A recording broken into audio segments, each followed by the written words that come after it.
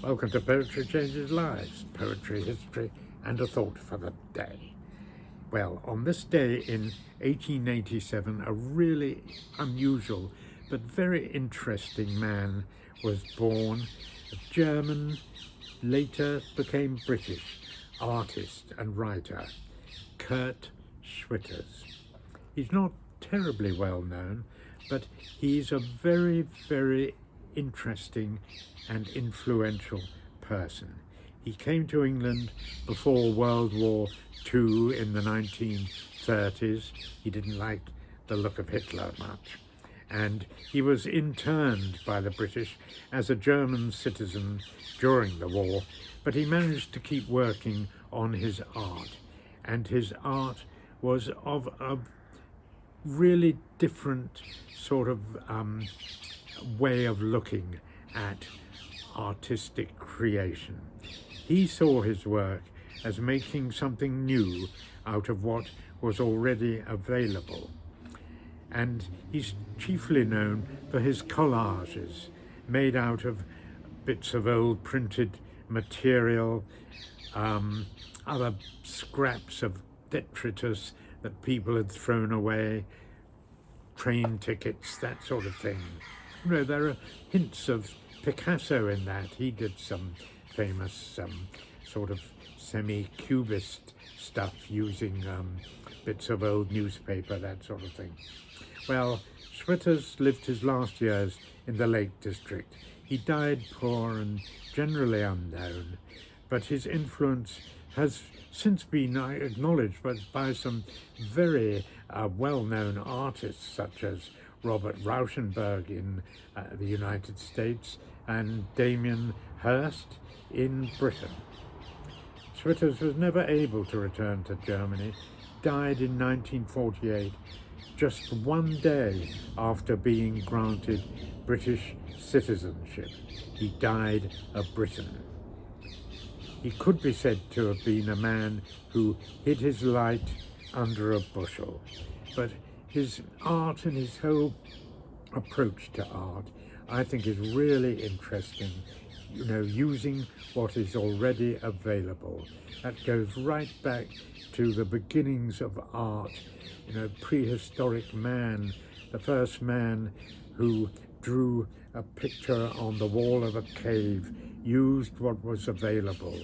He just picked up a bit of sort of chalky stone and drew something.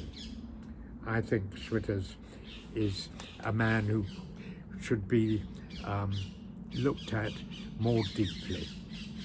Well, today, talking about hiding a light under a bushel, I'm going to read a lovely poem by Katherine Mansfield called Secret Flowers, which talks a bit about the light of love, not exactly under a bushel, but how it's sometimes hard to perceive. Katherine Mansfield was a very troubled lady in some ways. She died sadly very young, aged 38, of tuberculosis, but she did some beautiful work, some very original writing of novels, but her poetry, I'd forgotten how beautiful it is. I use the word, advisedly, I think. I really, really like the imagery in this and the sort of thinking behind it.